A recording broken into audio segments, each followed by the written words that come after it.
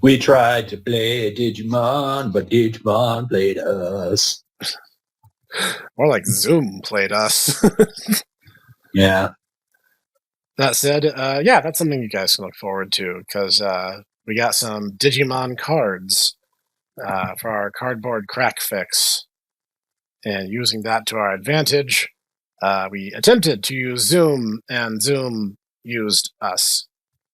It was not great. And that said, I don't have any nerd news this week. Do you have anything? I mean, apart from the fact that I've been playing, I discovered the Ace Combat series. I'm having a lot of fun with that. You Yeah, know, that counts, I think. flying around. I had something last time when we were trying to do this exact same episode before. I do not remember what it is now that I'm trying to think about it.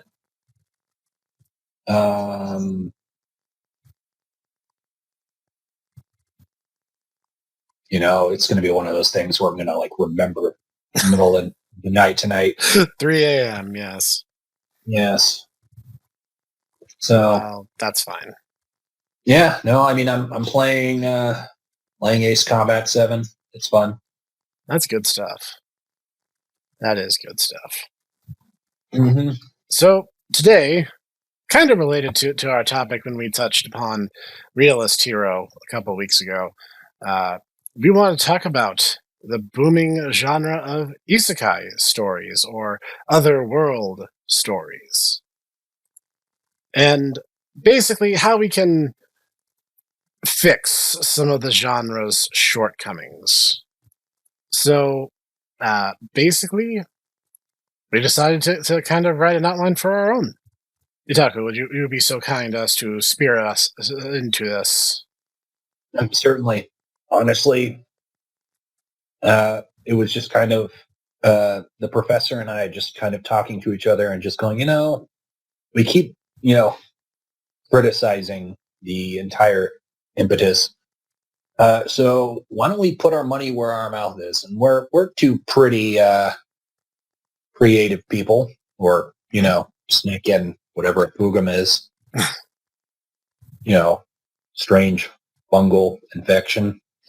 That why don't we do that? And honestly, one of the things I kind of noticed in my long and storied kind of study of isekai, because I have read a lot of them. I have read entirely too many. Is first off, there are two things that that these books do not do well. Usually, it's the setting. These settings are inevitably just Dragon Quest. It's there's a world. It's got the knights, castles, and kings, and goblins, and boblins, and doblins, and a demon king. And yeah, that I mean that's about the level of thought we put into it. There might be elves, there might be dark elves, there might be other things, but I mean that's basically it. And the second thing is the hero. The hero is just, I mean, and this is, I will concede part of it is just convention of the fact that these books want you to think that you, the reader, are the hero. But the problem is that they don't give you enough to really work with. So ultimately, a lot of these heroes, become very, they're just very boring. And I think that's part of what makes Naofumi really interesting, is that he's actually really, really, really, really opinionated in the novels. It doesn't really translate well in the anime. You don't really get his inner commentary on pretty much everything that happens in the novels. But I think that the novels really do that well. And it's kind of a disservice ultimately to the story that we don't get that, because one of the funny jokes ultimately is when he meets the king and the princess originally. And they do their big like, haha, I'm actually the princess and I, set you up. He basically comes up with the entire trash and female dog Yep. names that ultimately he officially changes their names to later on. Like he comes up with them right then. And so that's kind of the like, there's gonna be a joke later that, they set up at that point. But you don't really get that in the anime. It just seems like he's being really petty.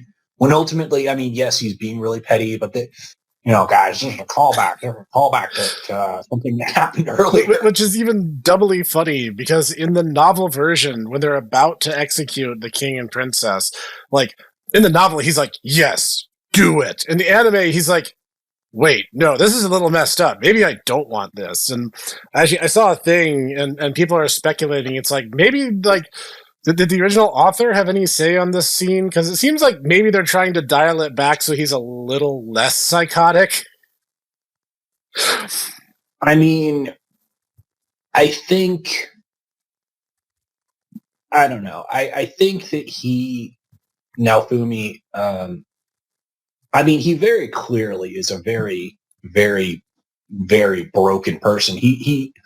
I mean, the fact that ultimately he takes this small child, he's like, stupid, stupid world, stupid, stupid people, stupid, stupid. They steal me from my nice life, my nice world, and they make me into their stupid Satan figure. I hate them. I hate them all. They're big poopy people. They're all big doo-doo heads. Stupid, stupid people. I'm going to take this stupid small child and I'm going to, make her have nice clothes and nice food and, give her nice things and make her feel better and, treat her really, really nicely. Because that's what you do to people you hate. Yes. I need you to kill things. Okay. Yeah, all right. Yeah, all right. I'll kill things. Dad. What an odd thing to say. Naofumi said, his hand to his chin. And you contrast that against, let's use an obvious example, Sword Art Online, where it's just, I'm super awesome, and even though it makes no sense in context, I can do all this cool stuff that nobody else can do because I'm just that cool, guys. Now, like in real life, you would be bullied mercilessly because you are just like absolutely insufferable. If you guys haven't seen it, Sword Art Online Abridged fixes a lot of Sword Art Online's problems and also has a much more realistic assessment of its main cast.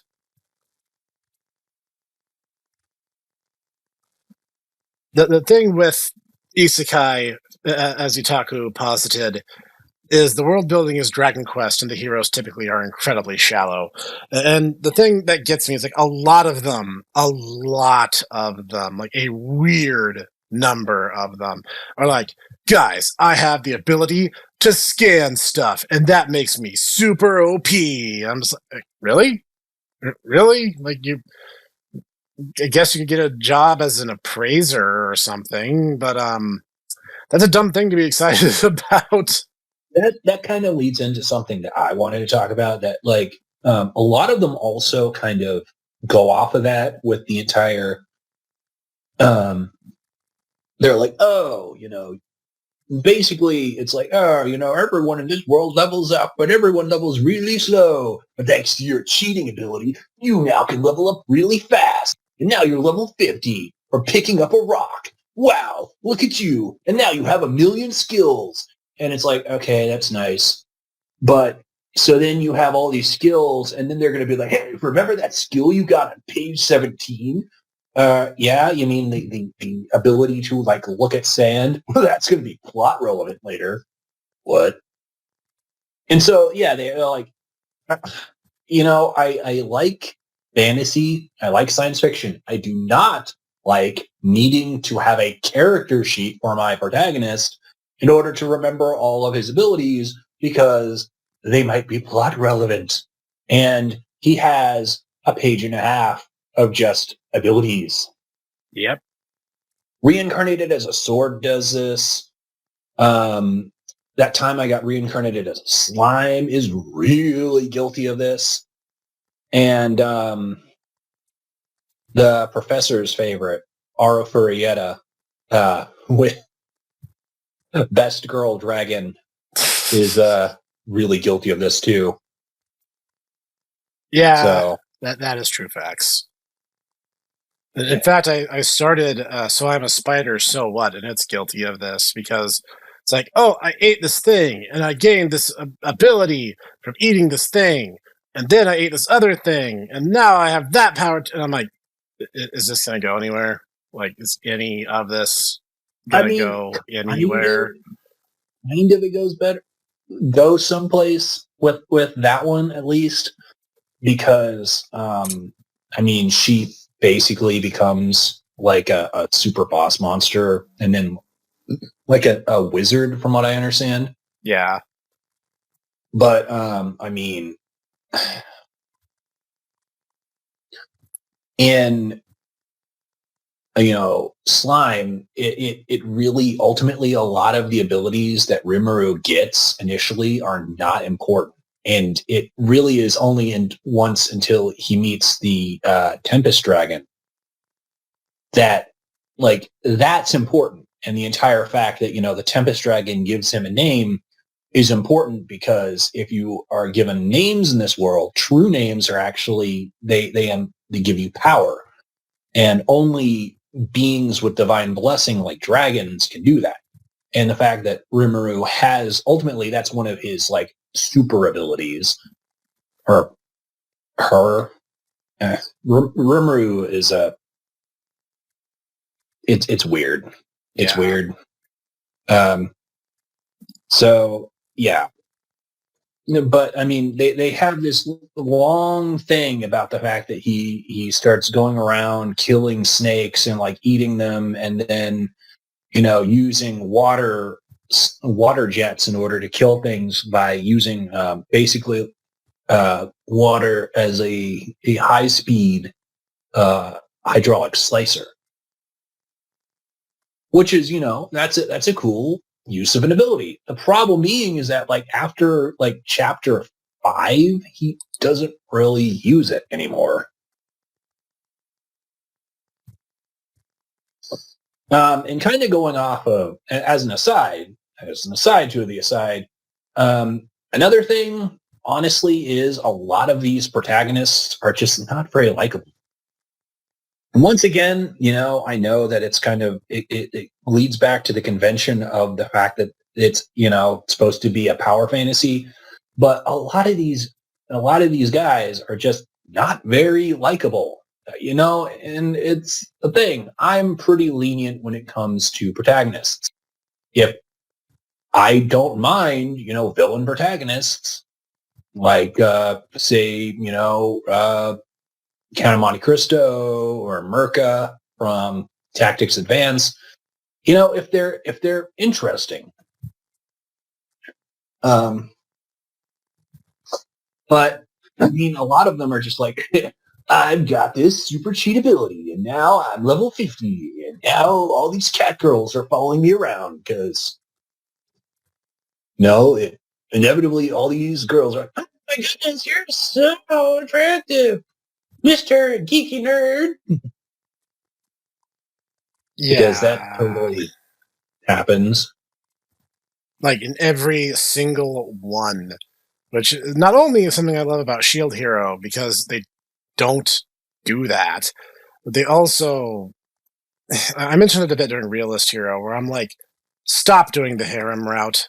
It's not realistic. It doesn't make sense, and any kind of justification will be flimsy at its best. Make up your mind. Stop being indecisive, or stop putting romance subplot lines into these stories. I have opinions on this. That's what I'm saying. You don't say. I know, right? I'm very subtle about this sort of thing. But yeah, stop. which Stop. is funny because Okasan Online kind of does this pretty badly too. Oh no, it does, and I'll own that. But that being said, it's not something that's a major feature. It's more that he has 3 girls around who like to tease him because everything in Okasa Online is designed to tease Masato because that's how most of the comedy and the story works. But like Realist Hero did it, Sword Art Online really does it.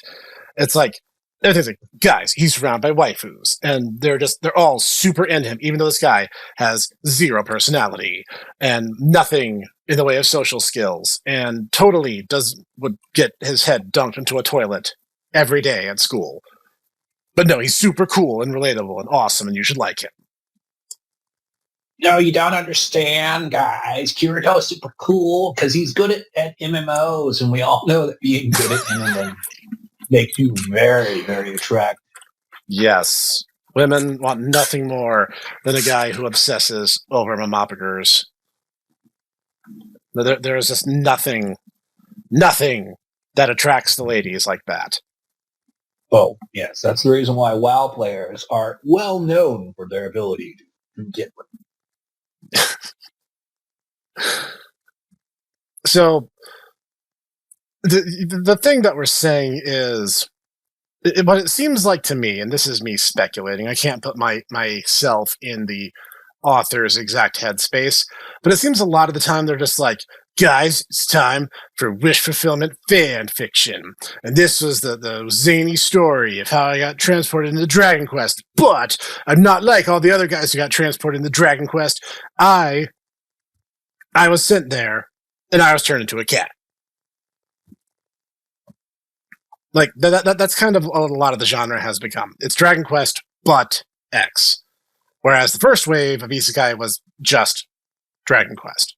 You joke about that, but I actually did see. Basically, I got reincarnated as a cat. Wait, is that real? I was just trying to make up something obtuse.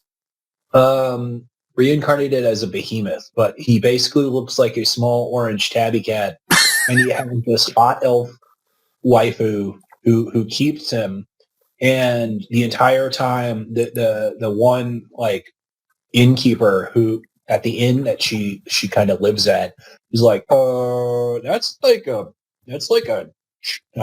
lightning cat, and those are dangerous because they like to attack, air quotes, attack women. And she's like, oh, that's fine. It's like, what? What? I'm sorry. What? So, yeah, no, it's a thing. I mean, kind of, sort of. Okay, you get my point, however. And I get it. Don't get me wrong. Here's the thing. I think Isekai as a genre makes a lot of sense because it gives you a protagonist who can explain your world because they're an outsider. So you have the outsider's perspective. They go to this world and they're like, hey, I don't understand this. Could you explain this to me? And they have a reason for it. And someone can be like, oh, yeah, in our world, if you go north, it gets hotter. And if you go south, it gets colder. That's how this world works. That's from Realist Hero. That's an actual example. But you can do stuff like that. You can do your world building organically, specifically because you have that perspective of the character who doesn't know and wants to know. That's a plus. It can totally work. Now, the thing that must be done is the abandonment of pretension. And this is something that a lot of authors can work on going forward, because we get it. Fantasy can be indeed a power fantasy. And in and of itself, that's not inherently bad. That said, there's a way to temper it with good character building like any other story or genre. A character is most exciting and interesting when they have flaws and have to work for the things that they're ultimately given. Luke Skywalker would not have been the compelling hero he was had he not had to train and come to understand and make mistakes along the way. that is what makes him interesting, is he worked to a goal and saw progress from the effort that he put into it. And those are rules for all forms of writing, not even just a specific subgenre, but it's something this subgenre needs to study awful bad. Because No, I'm there's going a... to make you... Professor, I'm going to make you very upset and very sad at the same time. Okay. We know what Luke Skywalker looks like if he didn't train and was just perfect at everything. It would be Rey. It would be Rey, yes. Literally just be Rey, yeah. It would literally just be Rey, pretty much, yeah.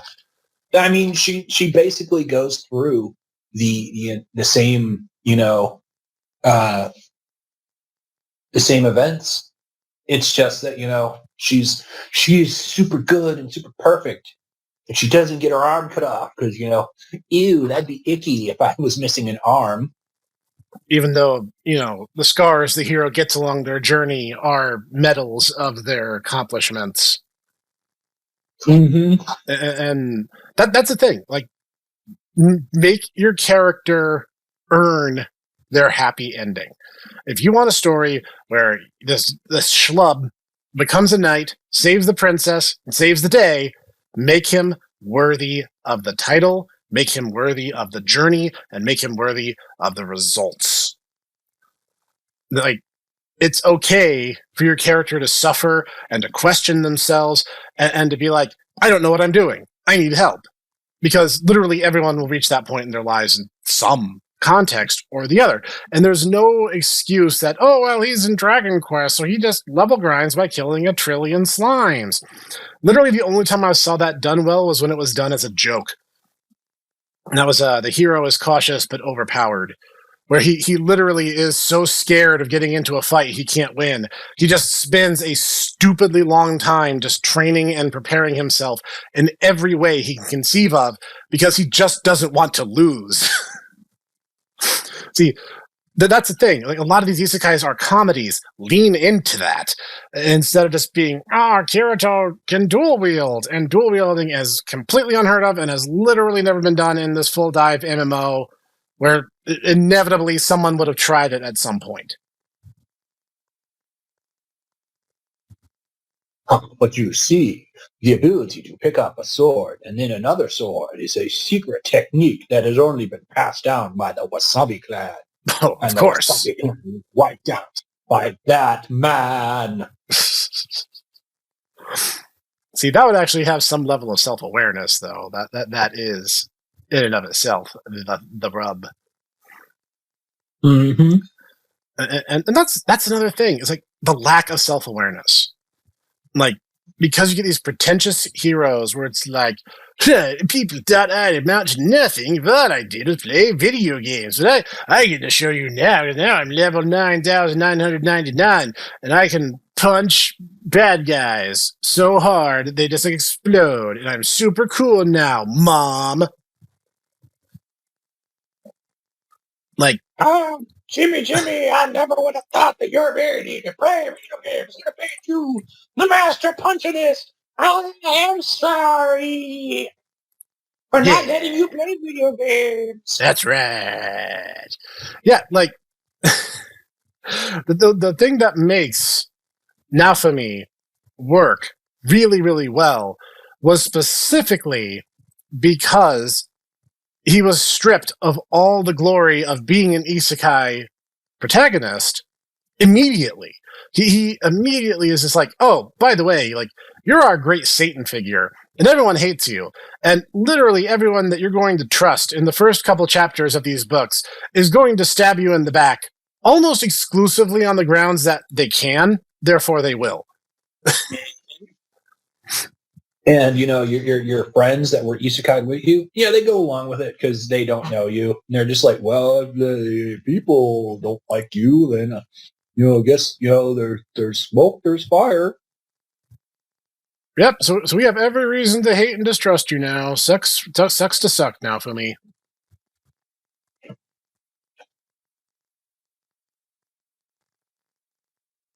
So, it's like, you guys have got to bear in mind, there's a lot of writing rules that you don't get to flout. If you want a cool character, you can have cool characters. Naofumi gets a ton of cool powers, but he earns them. He has to do crazy crap and deal with huge amounts of pushback, but that makes him even cooler because he gets to show them up in the end. The ending and the journey to that ending are the important parts. If a character starts off cool, he has nowhere to grow. That makes him dumb. Honestly, that's one of the parts I really like about the Soul Eater battle at the during the second major wave, is that Naofumi unlocked the Rage Shield, where he was able to basically weaponize his anger and just deal huge amounts of damage. The downside being is that basically that threatens everyone around him, not only with the amount of damage that he does to the enemy, but also will inflict grievous, unhealing curses on people. Yep. And you kind of had this, entire moment where it's like, oh, wow, this slave girl that I didn't like, I actually like now. I like you too, Dad. What an odd thing to say. I wonder why she keeps calling me that. Yeah. I love you, Dad Babysitter. Yeah, okay, thanks. Whatever. Oh, now he's Squall. That's no good. I'm going to raise it. I'm going to go play Chocobo Rancher. This is now an egg. Now it's my Dateru. I will place Dateru 2 alongside Dateru 1. Now you are both my Daterus, but we want to be waifus. I don't know what that means. I outrank you, Dateru 2. Whatever. We really like Shield Hero. Shield Hero is really, really good. But that's the thing. Like, the thing I love most about Naofumi is that he is not glorified. It's precisely the opposite. He struggles. Everything turns against him. It starts building up like he's going to be that generic isekai protagonist. And it's just stripped away. And he's just dealt blow after blow after blow of everyone hating him. And he's just like... Good. I was just going to say the sheer irony of the fact that Shield Hero is actually, in the grand scheme of things, is pretty old. It came out 2011, 2012, I want to say. It's been a hot minute. So... And I'm not even saying that you guys have to use the exact formula. You don't need to make your character the Satan figure, though admittedly that is kind of a neat tack to take. It's like... The thing with the isekai story is the inciting incident is the arrival in the new world. And there's lots of different ways you can play this. And sometimes it's an artifact, sometimes, I was reincarnated, which is honestly my least favorite explanation because honestly, reincarnation plot lines are not my favorite. I've talked about this a couple times before. It's kind of a lazy hack way of getting your character from point A to point B. And... Don't you like the part where the character pushes the child out of the way of the thing, and then he becomes a spirit detective? Wait, this is a different story. He survived that. He did not get isekai'd. I mean, no, actually, he died. It's just that he. Oh, that's right. He had to come back after. That's right. I'm sorry. Yes. It's been a while since I watched Yu Yu Hakusho. It's a good show. Okay. It is. It is. It really is. And the whole thing that you then run into is you have the inciting incident. Move your character from point A to point B. But you got to explain it. And this is the thing I pinged Realist Hero on, is that the main character very conveniently had no living family. He didn't really have any friends. You have to have at least one friend. Okay? Like, you have, no matter what level of loser nerd you might very well be, and this is the pot calling the kettle black if ever there was, like, you have at least one or two or three good friends. You should have somebody who would go looking for you in the event you went missing, kind of thing. Mm-hmm. So you going to the magical fairy tale land, a lot of these guys take it as carte blanche to just be like, oh, well, all those old things that were my problem, not my problem anymore. Gonna pretend like none of that ever happened. The series that does that incredibly well, Log Horizon. Because the people are like, dude, I had my job, I had my family, I had my friends. One of them is like, oh yeah, my son is still in the real world, and this place is so cool, I want to bring him here someday.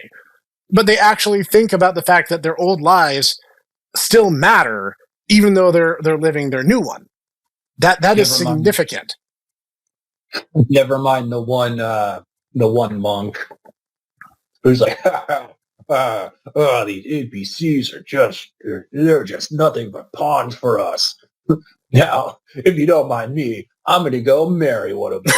I'm gonna marry an NPC and completely 180 my tune. Yeah. And that class is what you call ironic juxtaposition, because he starts off not respecting the NPCs, and then he gets whipped by one. Mm-hmm. Not only does it show a progression in who he is as a person, it shows that not only did his attitudes change, but that his situation changed to reflect it. This means that his comeuppance had teeth. The character who is penitent for past wrongdoing has to be able to pay out in some capacity. So in that respect, him getting married and becoming very loving to his wife, I must say, like, it's a show of that sincerity that he will never go down that road again. That's how you develop a character well. Mm-hmm. You do not develop characters in Sword Art Online. Literally, every character in that show has a straight character arc. Oh my gosh. And that's not even getting into the fact that his harem includes his adopted sister. Ew, gross barf. Yeah. Do not want. Yeah, there's a reason why most renditions of the character are from his first arc, because the second arc heavily involves his sister babysitter, and it's that's not okay.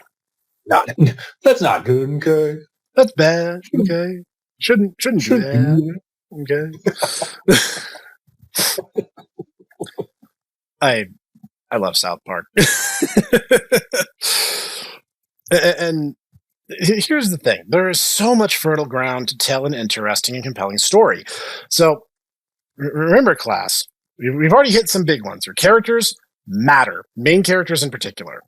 You can have cute waifus if you want them. But yes, please make up your mind on what you're doing.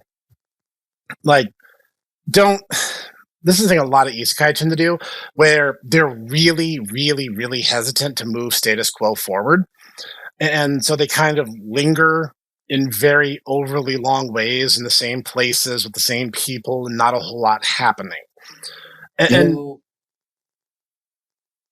Oh, sorry. No, go ahead.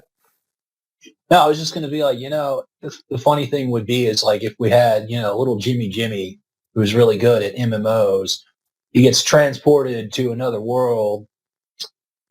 It actually is another world, like another planet. He finds, he gets picked up by, well,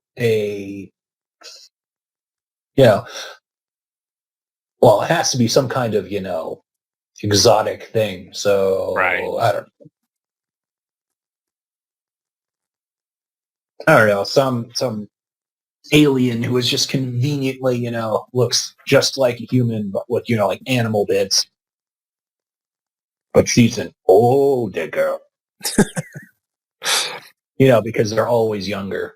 So we're going to do this. We're going to invert this. We're going to turn it on its head. We're going to subvert your expectations. Hey, we're not even Brian.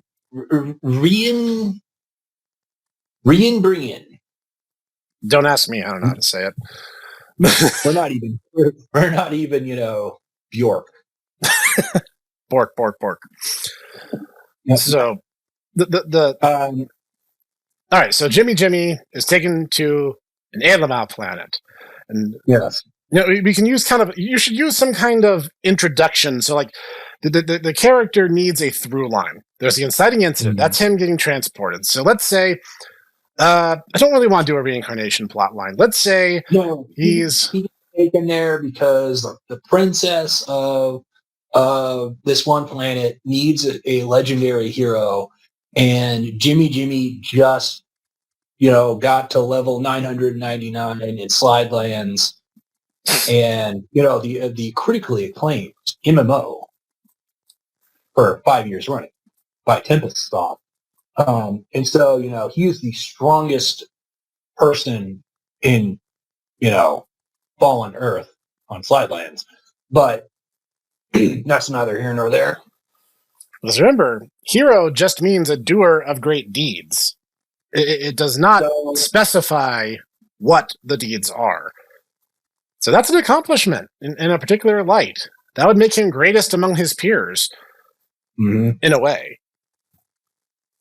And so he gets sent there, but it turns out that he's just, really, really weak. He's just a little schlubby little nerd.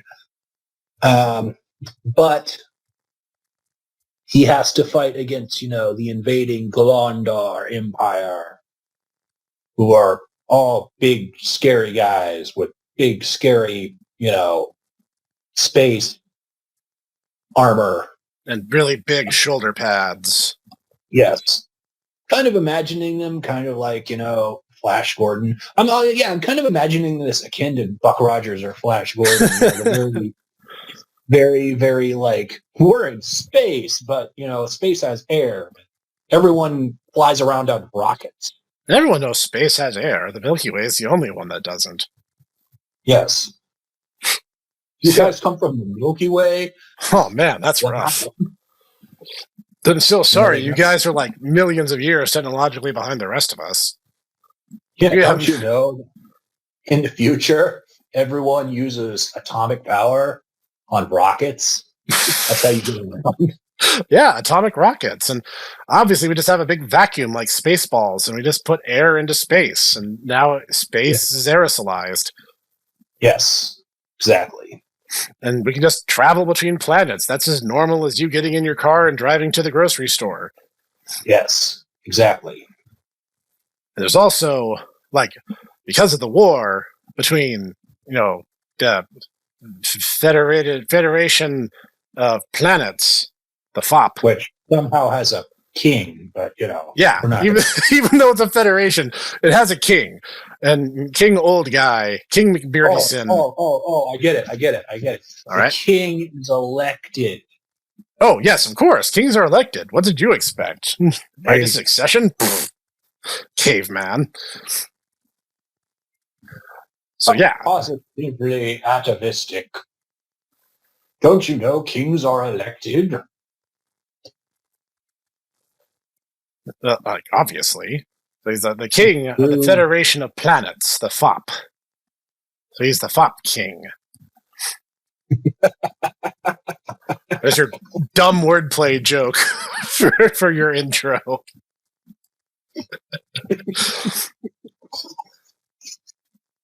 So we know we can't leave them waiting for their waifu. So let's. So is the waifu going to be a princess, or are we going to do something a little more original? No, I was thinking that the waifu would be the one character that initially, meets him, who's, the alien older girl. All right, that certainly works. And I suppose we could have, the princess be the alien older girl. Oh, okay. No, I got it. Let's raise the stakes here. Okay, so she is the princess insofar as she is the FOP King's daughter. But she didn't like the fact that everyone was treating her special, and even though she technically holds no power, she doesn't have legislative authority or executive authority. Nope. So she's like, well, I can still turn this to my advantage. I can make a difference. So she goes undercover as a space bandit and puts together her own team of space pirates. But she takes arcane knowledge from the royal palace in order to do the summoning for the hero, so she can have an ace up her sleeve and turn her little rebel pirate gang into a force to be reckoned with during the Interstellar War. Oh my god, so we have Hot Onesan, Captain Harlock, who is also the princess. Yes. Oh my gosh, this is so cool. Yes. I like that. So she is like, we need an ace in the sleeve. We need a ringer. So she summons the hero, and at first she's like, oh man, that is such a letdown. And then the other guys in the crew are like, wait, he's still a viable set of hands. He's not completely worthless. Like we for some reason we all speak pleasant shades of English, because obviously that's the civilized language in space, don't you know? So obviously everyone just speaks English, and so they're like, okay, we can use this guy. He's not completely useless. He has some understanding of computers. We can like have him in the engine room or something. And he like slowly starts like learning different skills and different things, and suddenly a fierce battle happens on the ship. And it forces him to like be clever. He's not strong enough to like fist fight someone. So he's really smart instead. And he like sets up traps and uses his knowledge of the ship to just like stealthily take out the invaders. And they're just like, wow, you actually pulled your weight, new guy. That's genuinely impressive. And then he kind of starts building the rapport with everyone on the ship. And he starts like there's a cool like older bro guy who's like a cocky and kind of a hot shot. He's like, hey, maybe you're not so bad, new guy. Well, there's one problem with that. What's that? He's like, I really like this character, but we both know hot shot, cool big brother's gonna die. Yeah. Yeah. Well, yeah, of course, because again, your hero has to suffer slings and arrows. So like, there's a part where cool big brother guy he's like, don't worry, I can totally handle this incredibly risky espionage mission on my own. No need to worry about me. And of course, something goes terribly wrong. And he's like, don't worry about it, guys. I'm going to take these slubs down with me. And they're just like, no, cool big brother guy, don't do it. And he's like, sorry, it's already too late. But catch you later. And has a really cool epic explosion that like takes out a huge number of the bad guys. It's super cool and it's super heartbreaking. And people are like, oh god, no, I was watching this entire show just for cool big brother guy, and now he's gone. Main character Kun gets his cool sunglasses and scarf that he starts wearing all the time in honor of a big cool big brother guy. I'm no longer Jimmy, said Jimmy. I am now just Jimmy. Promotion. Rank up. He's now rank 1 Jimmy. He's now a rank 1 Jimmy.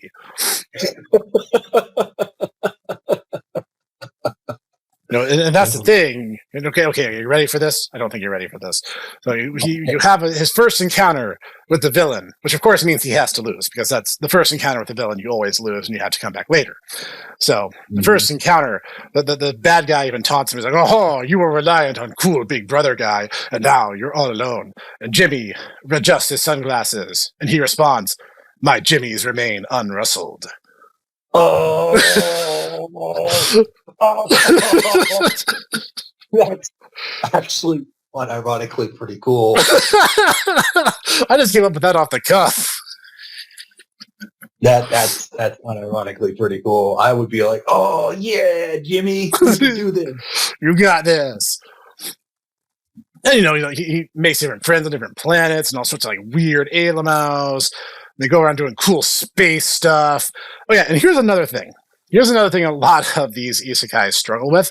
You have to have an end in mind. There has to be some win condition for the hero. They cannot go around doing things in perpetuity because you want to sell as many books as One Piece. People are going to get bored. You have to have a tight, logical, fluid storyline. Start, middle, end. All right? Can't do it forever. Nope.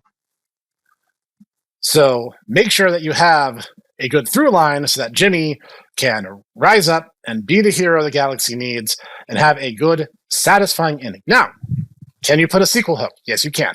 Doesn't mean you have to act on it, but you can leave it open for more. So, like you could have the empire is repelled and they're forced into a peace treaty with the FOP. But then, during that time, it turns out that the current King Fop loses the election.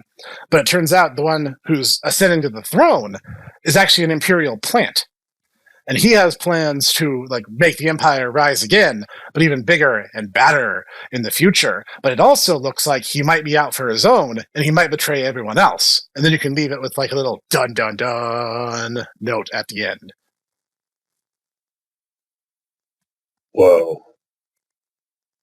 We literally just made that up, by the way. All of that was just off the cuff. And if you took some ideas that you have and start refining them, you can totally do this for yourselves. Mm-hmm. Lord knows I've done it a good number of times, and oftentimes I don't finish them. I need to be better about that. But, again, you can take a very simple concept. Isekai, as a notion, is very simple on its face. And you can turn it and refine it into something really, really cool. And something wholly original at that. Mm-hmm. Well, it's fine to pay tribute to stories that have come before. You don't need to feel bound by them. Nope. So that's basically the through line. Is it's not the genre. That's the thing. The genre, well, popularity of certain genres come and go. That's just kind of goes without saying. But because Isekai has been big and kind of continues to be pretty big, I think it's going to be around for a while before it kind of settles in and a new subgenre kind of takes to the forefront. So I think there's still potential for good stories to be told. Mm-hmm. And you guys shouldn't feel like you shouldn't feel lesser for oh, I have this Isekai idea and here's how I'm going to make mine different. Yeah, that's a good starting point. Start with that and build on it, like we said. Mm-hmm. Exactly. And look at us. We're giving constructive advice and building people up. We are good role models. Look at us go. Mm-hmm. Yeah, and that is wholly the point. There's a lot of creativity, a lot of originality left untapped. And I'm not promising you that your book will sell 1 billion units. But you know what? There'll probably be people out there who really, yeah, this is good stuff. They did something really creative and clever here, and I really like how they did it. You'll still get that kind of response, and in itself, that's a good thing. Exactly. So, yeah, embrace. There is no bad genre. Let's start there. Any genre can be done and done well. And if you take a little bit of time and refine your ideas and learn from the trappings of those that have made similar mistakes in the past, you can do good stuff too. I was going to say, I was going to challenge your notion, or there's no bad genre. I'm like, well, what about paranormal romance? And I'm like, but wait, what about high school DxD? Yeah, in and of itself, genres are neither good nor bad. They're innately neutral. The story told within the confines of those stories, on the other hand, are what are the fine print, so to speak, and will be whether the story succeeds or fails on those merits. So, it's kind of funny that you even say that, because your book is kind of paranormal romance subgenre. You really think so? Werewolf girl crushes on the schlubby nerd from Earth. And yet you're talking about don't have a harem. And I'm like, okay, you don't have a harem. It's not a harem. He has one girlfriend who's his main squeeze. We resolved that pretty quickly. Yeah, we did. Especially because she's like, "You're cute. Let me smash." And he's like, "What?" What? You're giving away the entirety of the first book there, Professor. Not really.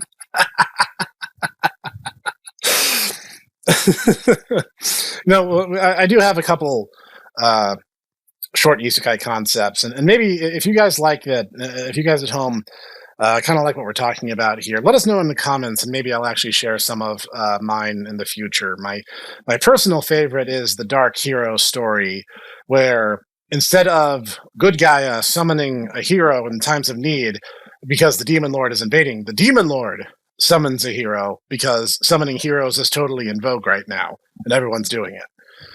And the good guys have a hero that's totally smashing her forces. And so she's like, what better way to stop their hero than my own hero? I'll just use my own hero, and I'll play their stupid game and win. Except that it doesn't work out that way. Not exactly. Although what we really need to do, everyone, is we need to bully the professor so that he finally will make Space Battle. Space Battle is not strictly an isekai, but yes, I need to sit down and actually do it. I set the bar pretty high with the synopsis of a fake story that doesn't actually exist, and now everyone wants it to actually exist. Yep. It's my own fault, ultimately. Mm-hmm. Live by the dumb joke, die by the dumb joke. I mean, don't you know it? Cartoon animal movie. Yeah. I think that's I make one joke about the B movie, and you make this entire joke about, there's cartoon animal movie where the cartoon animals are really sarcastic and they do stand-up comedy. And it's like, oh my goodness. I mean, yeah.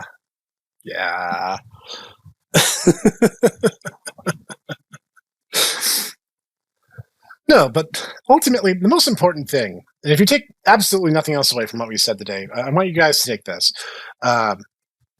If you have an idea and you want to write a story, just do it.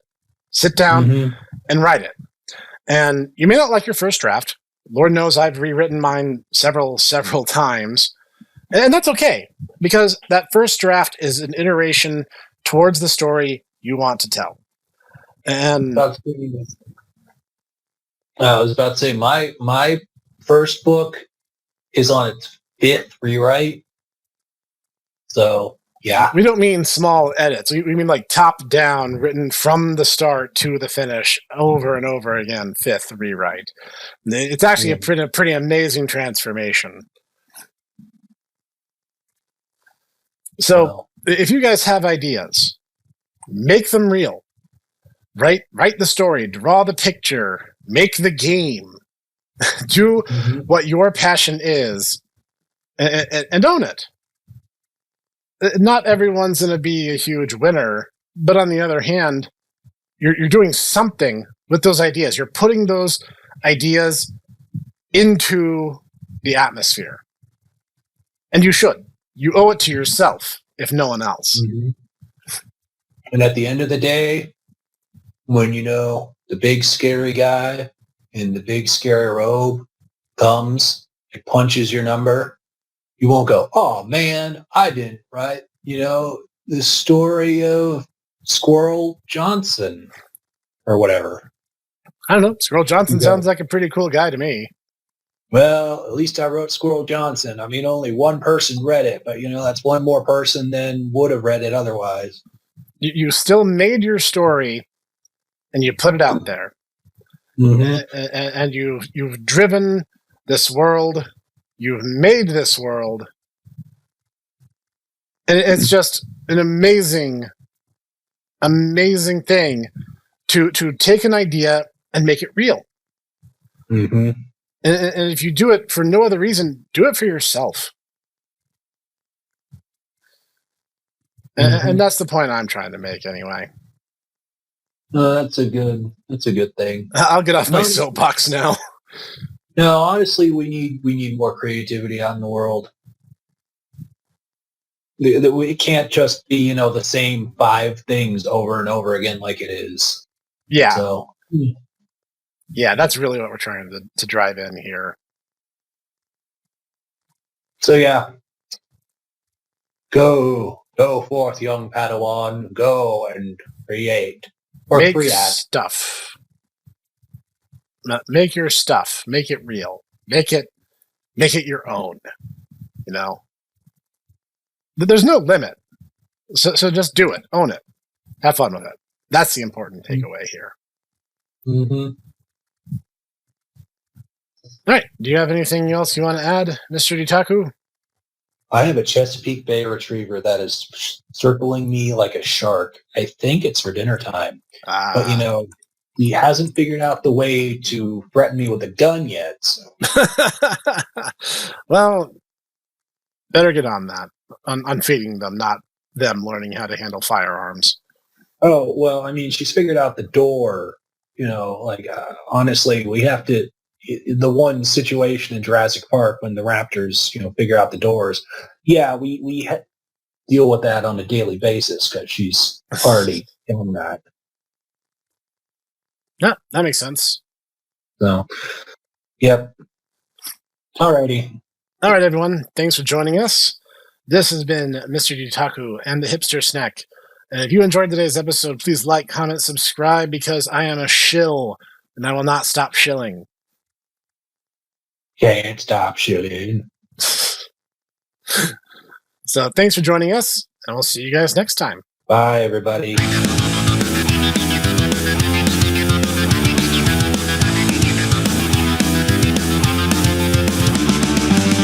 Thank you for listening to the Tomodachi Brothers Review Podcast, produced and recorded by the Hipster Snek, Dietaku, and Cog. Sound design and editing by executive producer Sean Taylor Brown with Cog Sound Engineering. Music written and performed by Sean Taylor Brown with Costas Vaz of Core Insight Studio on the drums. We hope you enjoyed this episode. See you next time.